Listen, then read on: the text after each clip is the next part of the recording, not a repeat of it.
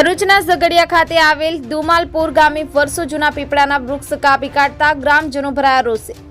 મહાકાય પીપળાના વૃક્ષને લઈ ગ્રામજનોએ રજૂઆત કરી ફોરેસ્ટ વિભાગથી લઈ અને ઉચ્ચ કક્ષાએ।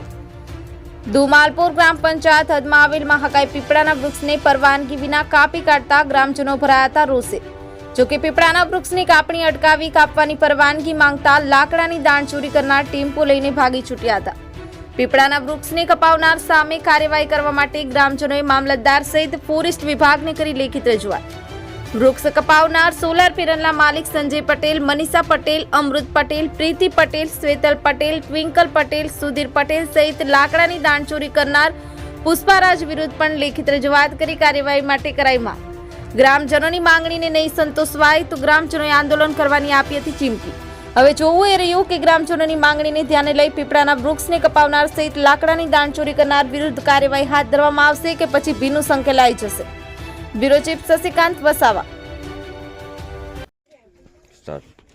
હું દુમાલા માલપણનો હરસિંહભાઈ સનાભાઈ વસાવા છું અને આ ગામની ભાગોળા તળાવ આવેલું છે, જ્યાં તળાવની બાજુમાં ગામ પંચાયતની હદમાં પીપળીની 200 વર્ષ જૂનું ઝાડ આવેલું છે, જેમાં આ લોકોએ સંજય અરવિંદ પટેલે બિનકાયદેસર પરવાનગી વગર તલાટીને રૂબરૂ ફોન કરીને પૂછતા હો અને ના પાડે કે કોઈ પરમિશન આપી નથી ને એ લોકો પાસે જે ઝાડ કાપવાવાળા આવેલા એ લોકો પાસે પરમિશન માગી તો અમારી પાસે કોઈ પરમિશન નથી ને આ લોકોએ મામલતદારની, સરપંચ કે તલાટીની કોઈ પરમિશન લીધી નથી ને ફોરેસ્ટ ખાતાનો પરમિશન લીધી નથી ને આ લોકો ઝાડ કાપે છે, જે અમે અટકાવેલું છે। એટલે તળાવની ભાડે આ ઝાડ 200 વર્ષ જૂનું છે, જે ધોરોને પાણી પાઈને આરામ કરવા માટે, ધોરોને આરામ કરવા માટે ઝાડ છે તે આ લોકો કાપવામાં શરૂઆત કરી છે, જે અમે અટકાવેલ છે। આ કે તમે આગળ શું પગલાં લેશો?